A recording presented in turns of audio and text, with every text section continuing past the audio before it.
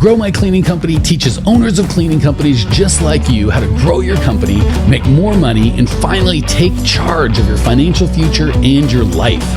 This podcast is about automating and creating systems that give you time and money freedom so you can grow like crazy without losing control. Since this is totally free, if you're getting tons of value, want to support us and make sure that you get more of the good stuff, subscribe, rate, and review to this podcast today. Now, on to the show.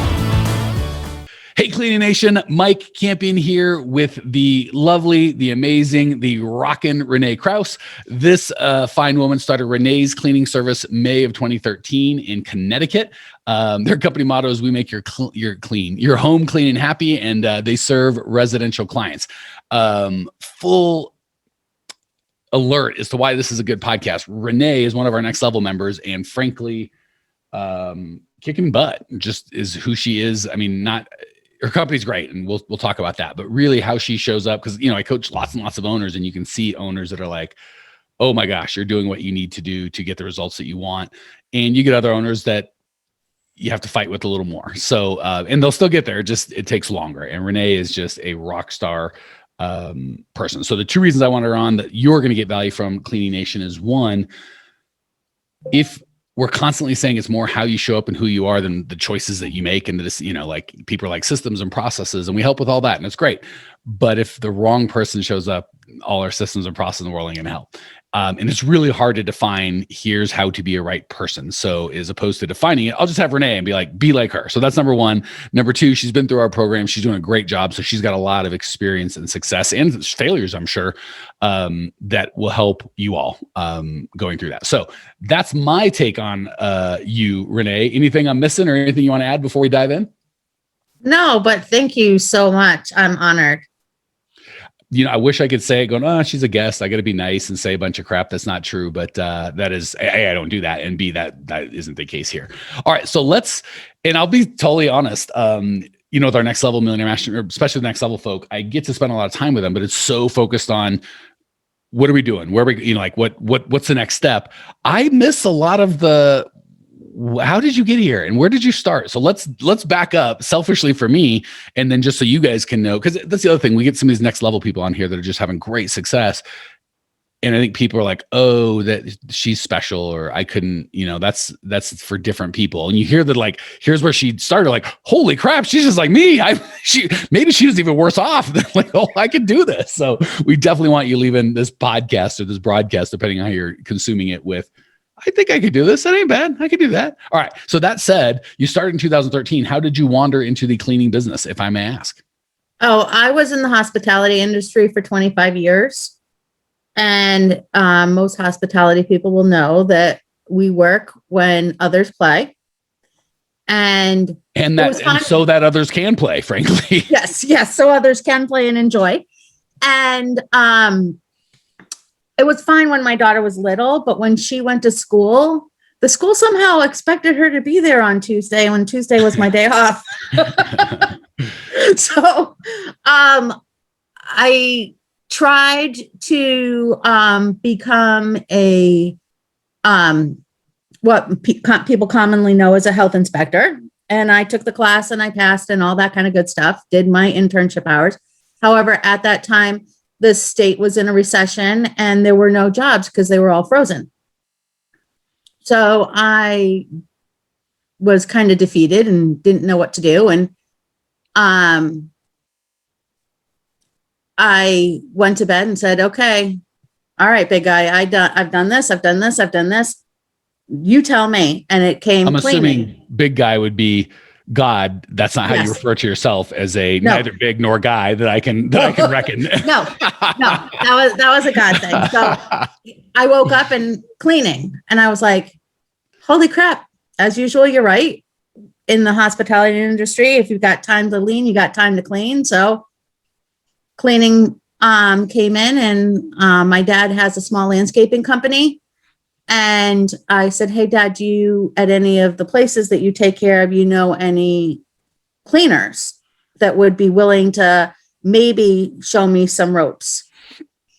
And he hooked me up with a guy who he had known for 20 years. And on my honor, because I'm my father's daughter, said he would train me if I promised not to steal any of his customers, which I did. And but you stole his customers, or what you promised not to? I promised not to. Because that was unclear. You're like, if I promise not to steal his customers, which I did. I would never. Oh, Renee's frozen, but I will finish her sentence because I know who she is and how she would be. That's why I brought it up and I'm busting her chops, because Renee is completely an honest, amazing human being that would not do that. So while we're waiting for Renee, and for those of you joining us on video, she's back. The face you had, Renee, was awesome.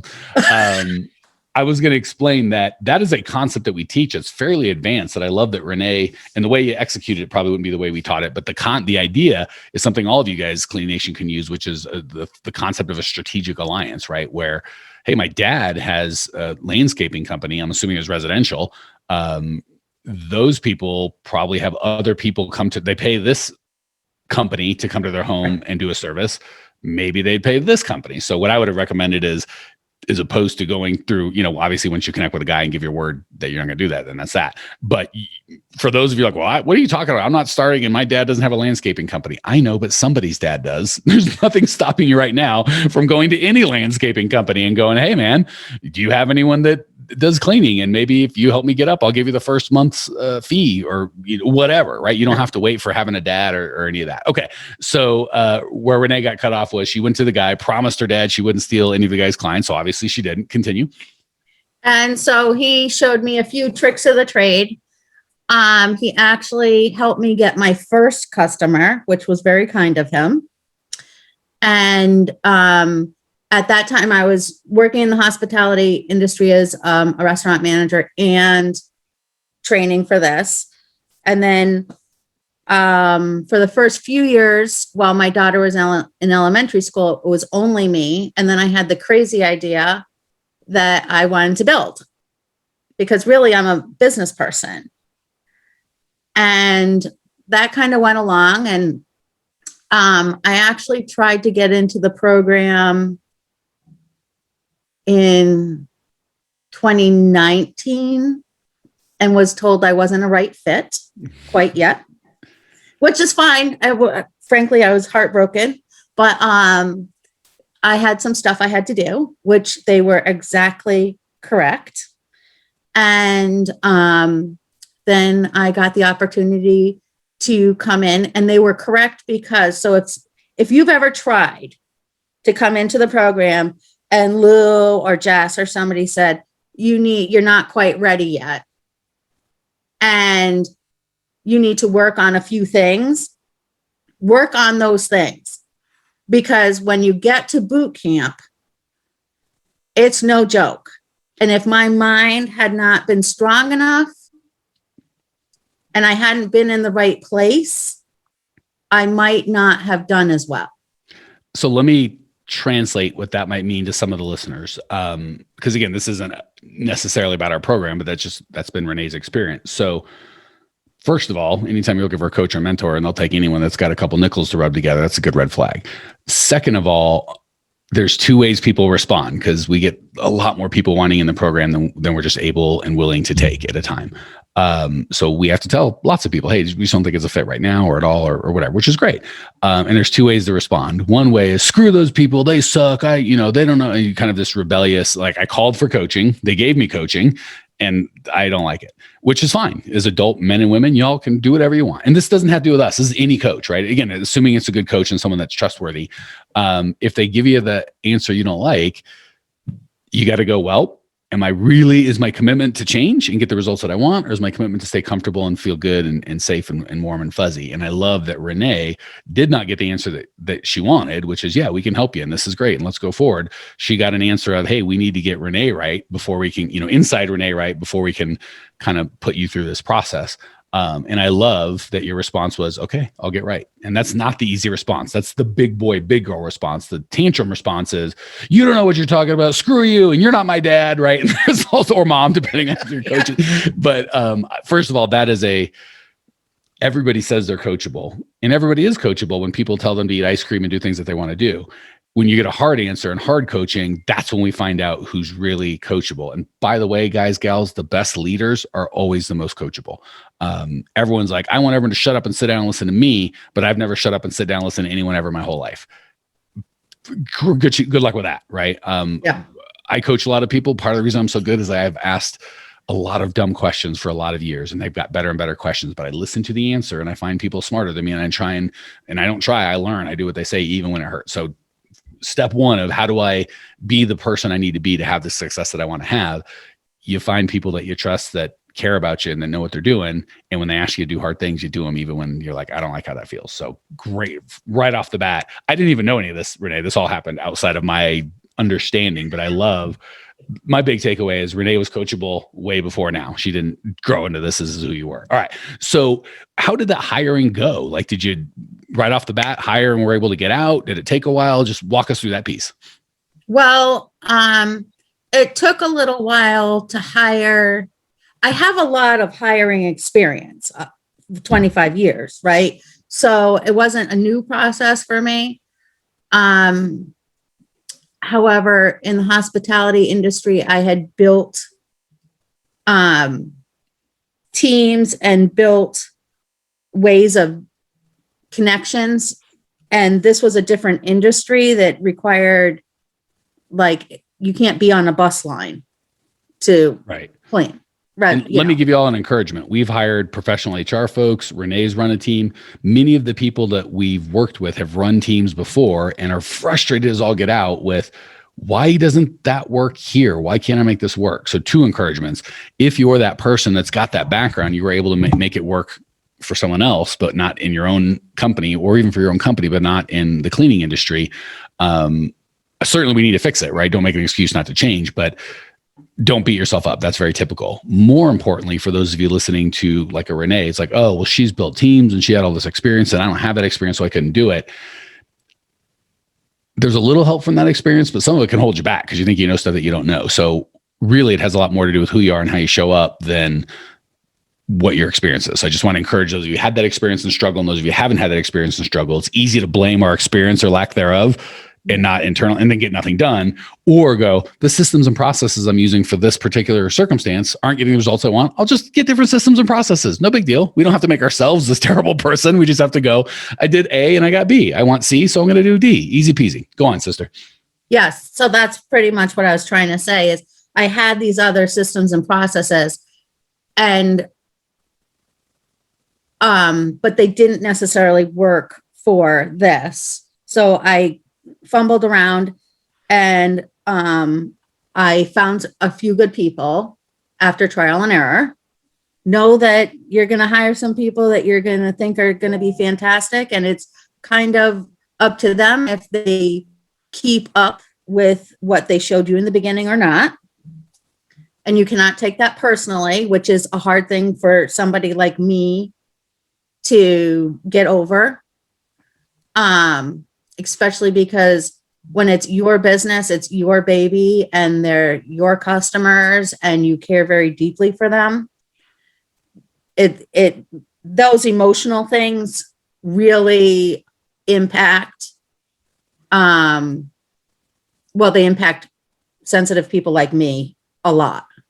And by the way, sensitive person equals to me, person that cares equals to me, I don't want to say minimum standard, but pretty dang required for a leader, right? I've never met a leader that's like, when someone that was on part of your team quit or had something bad happen to them or whatever, it's just like, yeah, I don't care. Next. Like, we try to kind of be that way to a degree, but again, another thing not to beat ourselves up for, like, oh, I care and it really hurts when people leave. It's like, yeah, that means you're a good leader, right? If you didn't care, nothing hurt you. Who's going to want to be on that team, right? They need to know that the boss cares. So that one's not a fun one. Sometimes it helps a lot because when you love them and they actually bring value to your life, you're like, holy crap, these people, I love being with them and this is amazing. It's great. But when something bad happens, certainly at the beginning, when we're learning how to build that team and a culture, we don't know what that feels like. It stings is probably a soft way to put it. It hurts. That's really soft. Like, I try not to curse. It hurts, right? So how long did it take for you to go from cleaning all day, every day? Because I'm assuming you had a pretty busy schedule before. Most people don't do this at the beginning. They wait until they're busy and they're like, I can't take another new account, I'll die, to I'm out. I have cleaners and they do their job and I do my job, which is running the company and living my life. Well, actually, it wasn't until, so I did the 9-week boot camp where you cram a whole bunch of information that's super important and you talk to Tracy a whole bunch. And then it's been like the last 6 weeks, I think, that the light bulb went off. And you as a coach, Mike, know that the light bulbs go off for people at different rates. For sure. 1,000%. And it's important that when the light bulb goes off, that they keep that motivation going and they don't sit in that place and they keep moving forward. And I just know that because I was a trainer for hospitality for years. So I think that I'm one of the people that took a little bit longer for the light bulb to go off. And what was the light bulb for you, right? Because everyone out there's asking, what was it? What was the change? What was that switch that happened? The switch was that I make us more money and run a smoother, less stressful business if I'm not cleaning. All right, so I got to point something out because everybody out there. I know. No, that's not. No, that's a good thing. And trust me, you got some love coming your way, Renee. Everyone out, I shouldn't say everyone. The vast majority of listeners out there, when I go, "What was the big switch?" They got their pen ready, right? Okay, finally something I use. I can take some notes, and they're expecting us to go the magic hiring ad, the magic interview process, the magic questions to ask on the interview, when to drug test, how to drug test. They're expecting something like that, and the trick is everyone that's come through our program, we give all that, right? Here's a perfect hiring ad. Here's how to fix your core values. All the systems, right? And yet, just like Renee said, sometimes people get it right away, 2-3 weeks, they got a hiring funnel up, they never look back. Many times it can take weeks or months to really get it. And it's not that they use a different system. It's all the same system. It's just a matter of who uses it, who adopts it. And Renee nailed it.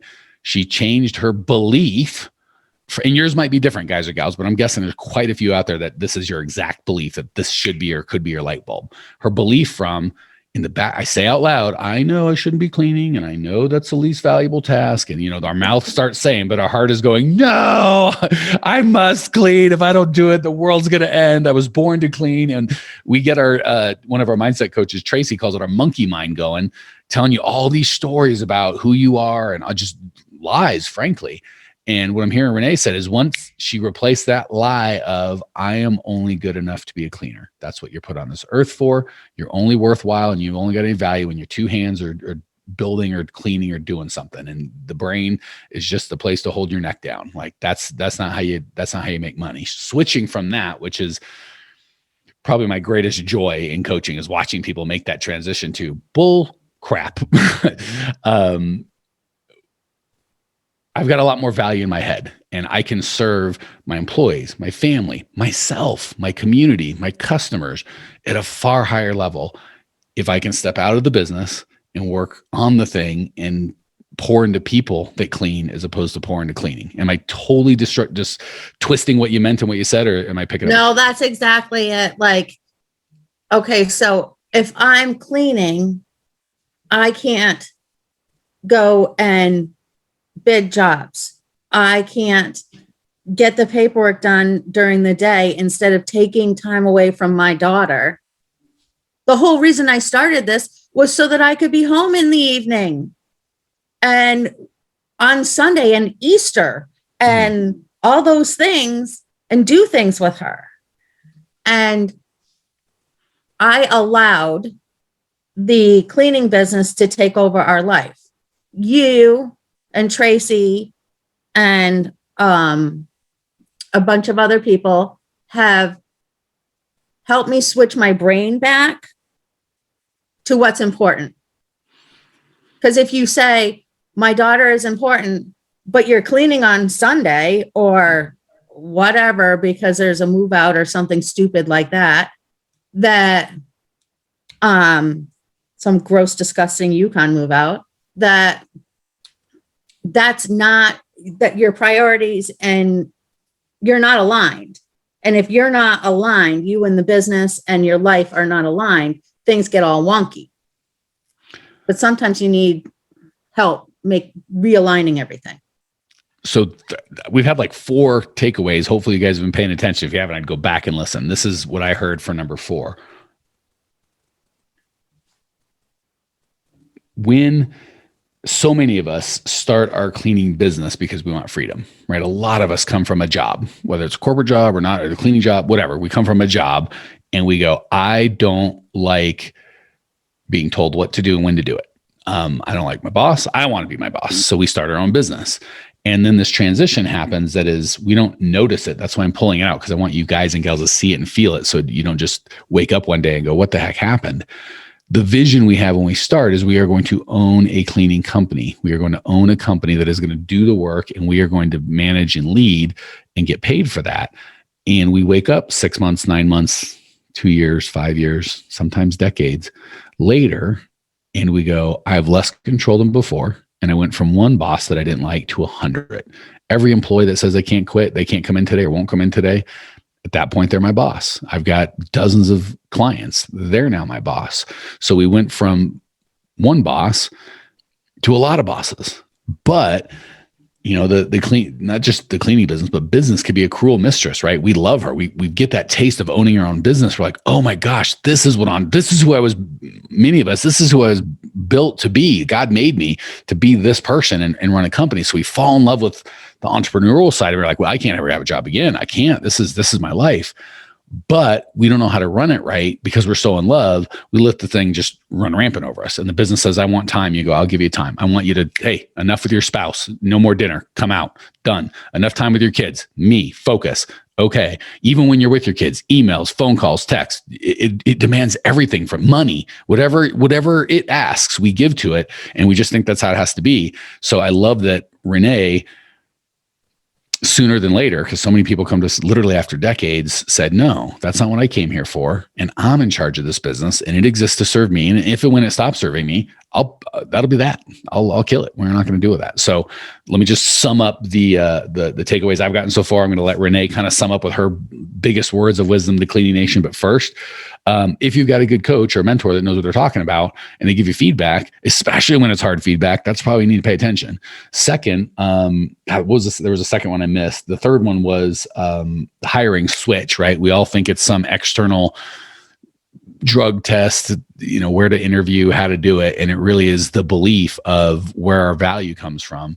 And the third, and that really flows out to everything, by the way. Once you believe where your value comes from, you can go, I shouldn't be cleaning. And you can make that switch and you can say, no, $300 move out on a Sunday. I have, and we'll talk about this in a different podcast, different time. I have systems and processes that bring in good clients. So no, I don't have to take your stupid move out on Sunday because I don't get valued by the cleaning I do. I get valued by the value I bring. And I'm able to do that Monday through Friday, 8 to 5 to such a way I don't have to work 24/7. I'm in charge of business. You shut up and sit down. All right.